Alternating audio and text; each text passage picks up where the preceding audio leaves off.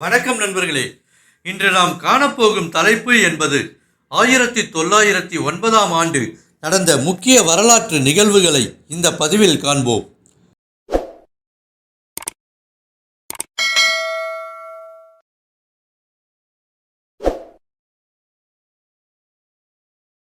ஆயிரத்தி 1909ஆம் ஆண்டு ஜனவரி மாதம் 7ஆம் நாள் கொலம்பியா குடியரசு பனாமா நாட்டின் விடுதலையை ஏற்றுக்கொண்டது. ஜனவரி மாதம் 9ஆம் நாள் தென் துருவத்திற்கான பயணத்தில் நிம்ரோட் தலைமை தாங்கிய எர்னஸ்ட் ஹென்றி ஷேக்லெட்டன் தென் துருவத்திலிருந்து 97 கடல் மைல் தொலைவில் பிரிட்டிஷ் கொடியை நட்டார். ஜனவரி மாதம் 16ஆம் நாள் நிம்ரோட் பயணத்தில் காந்த தென் துருவத்தை கண்டுபிடித்தனர். ஜனவரி மாதம் 24ஆம் நாள் இங்கிலாந்தில் 2 கப்பல்கள் மோதியதில் கப்பல்கள் கடலில் மூழ்கியது. ஜனவரி மாதம் 28ஆம் நாள் 1898ஆம் ஆண்டு ஸ்பானிஷ் அமெரிக்கா போருக்கு பிறகு கியூபாவில் இருந்த அமெரிக்கா கியூபாவை விட்டு வெளியேறியது. பிப்ரவரி மாதம் 2ஆம் நாள் பாரிஸில் ஐரோப்பிய திரைப்பட தயாரிப்பாளர்கள் மற்றும் விநியோகஸ்தர்களின் முக்கிய கூட்டமாக பாரிஸ் திரைப்பட காங்கிரஸ் கூட்டம் நடைபெற்றது. பிப்ரவரி மாதம் 5ஆம் நாள் லியோ ஹென்டிக் ஆக்லாண்ட் என்பவர் கடினமான தெர்மோசெட்டிங் பிளாஸ்டிக்கை உருவாக்கினார்.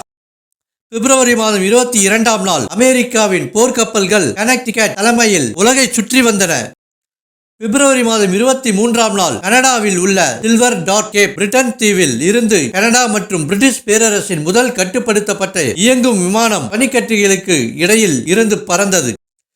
மார்ச் மாதம் 4ஆம் நாள் அமெரிக்காவின் 27வது அதிபராக வில்லியம் ஹவர்ட் டேப் அவர்கள் பதவியேற்றார். மார்ச் மாதம் 10ஆம் நாள் ஆங்கிலோ சியோமிஸ் ஒப்பந்தம் பேங்காங்கில் கையெழுத்தானது. மார்ச் மாதம் 18ஆம் நாள் டென்மார்க்கில் ஐனார் டெசாவ் என்பவர் ஷார்ட் வேவ் ரேடியோ டிரான்ஸ்மிட்டர் பயன்படுத்தினார். மார்ச் மாதம் 31ஆம் நாள் போஸ்னியா மற்றும் ஹெர்செகோவினா மீதான ஆஸ்திரிய கட்டுப்பாட்டை செர்பியா ஏற்றுக்கொண்டது. மார்ச் மாதம் 31ஆம் நாள் இங்கிலாந்தில் டைட்டானிக் கப்பல் கட்டுமானம் தொடங்கியது. ஏப்ரல் மாதம் 4ஆம் நாள் பிரேசிலில் கால்பந்து அணி தொடங்கப்பட்டது. ஏப்ரல் 13ஆம் நாள் ஒட்டோமான் பேரரசில் ஒரு எதிர் ஆட்சி தொடங்கப்பட்டது. ஏப்ரல் மாதம் 14ஆம் நாள் ஆர்மீனிய கிறிஸ்தவர்கள் 15,000 முதல் 30,000 வரை ஒட்டோமான் துருக்கியர்களால் படுகொலை செய்யப்பட்டனர். ஏப்ரல் மாதம் 18ஆம் நாள் ஜோன் ஆஃப் ஆர்க் ரோமில் புனிதர் பட்டம் பெற்றார். ஏப்ரல் மாதம் 19ஆம் நாள் ஈரானில் பெரிய எண்ணெய் வயல் கண்டுபிடிக்கப்பட்டதை தொடர்ந்து பிரிட்டிஷ் அரசாங்கம் 1914ஆம் ஆண்டு 51% பங்குகளை வாங்கியது. மே மாதம் 19ஆம் நாள் ரஷ்ய பாலே நடனம் மேற்கத்திய உலகிற்கு கொண்டுவரப்பட்டது. ஜூன் மாதம் 2ஆம் நாள் ஆஸ்திரேலியாவின் பிரதமராக ஆல்பிரட் டிக்கின் 3வது முறையாக தேர்ந்தெடுக்கப்பட்டார்.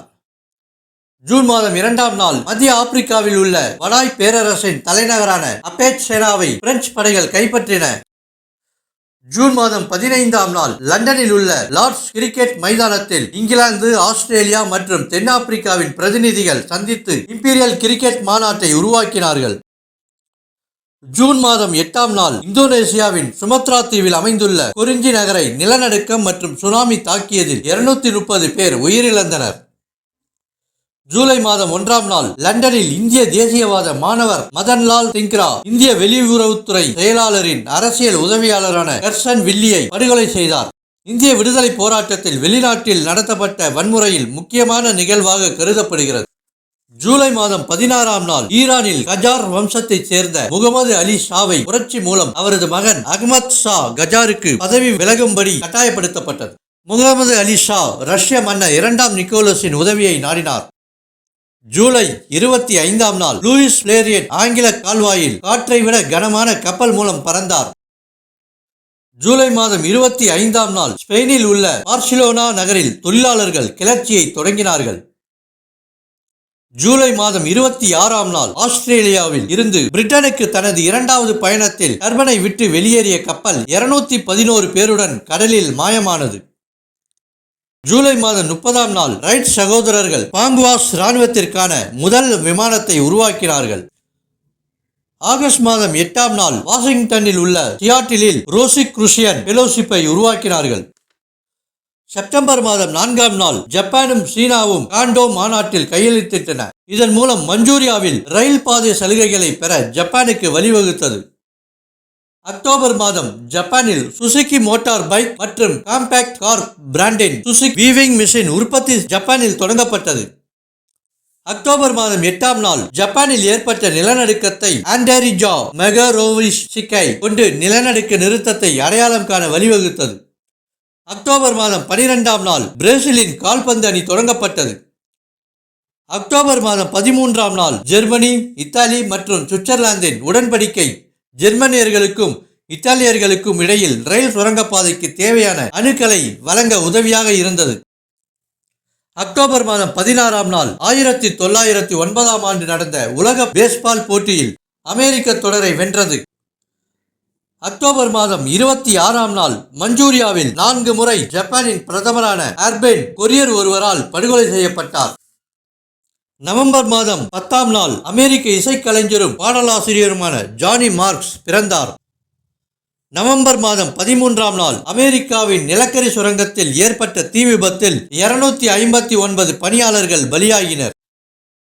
நவம்பர் மாதம் 18ஆம் நாள் மத்திய அமெரிக்க நாடான நிகரகுவாவில் சர்வதிகாரி ஜோஸ் சாண்டோஸ் ஜெலாயாவின் உத்தரவின்படி 2 அமெரிக்கர்கள் உட்பட 500 புரட்சியாளர்கள் தூக்கிலிடப்பட்டனர். இதன் காரணமாக அமெரிக்கா 2 போர்க்கப்பல்களை அனுப்பி பதிலடி கொடுத்தது. நவம்பர் மாதம் 23ஆம் நாள் ரைட் சகோதரர்கள் $1 மில்லியன் மூலதனத்துடன் விமானம் தயாரிக்கும் நிறுவனத்தை தொடங்கினார்கள். டிசம்பர் மாதம் 4ஆம் நாள் கனடாவில் ஐஸ் ஹாக்கி கிளப் தொடங்கப்பட்டது. டிசம்பர் மாதம் 14ஆம் நாள் அரசாங்கம் சரணடைதல் சட்டம் 1909ஆம் ஆண்டு நியூ சவுத் வேல்ஸ் பாராளுமன்றத்தில் இந்த சட்டத்தை நடைமுறைப்படுத்தினார் சார்லஸ் வேட். டிசம்பர் 19ஆம் நாள் ஜெர்மனியில் கால்பந்து அணி தொடங்கப்பட்டது. டிசம்பர் மாதம் 23ஆம் நாள் பெல்ஜியத்தின் மன்னர் 1ஆம் ஆல்பர்ட் தனது மாமா 2ஆம் லியோபோல்ட் மரணத்திற்கு பிறகு அரியணை ஏறினார். டிசம்பர் 28ஆம் நாள் தென்னாப்பிரிக்காவில் முதலாக ஆளில்லா விமானத்தை விட கனமான விமானம் பிரெஞ்சு விமானியால் தயாரிக்கப்பட்டது.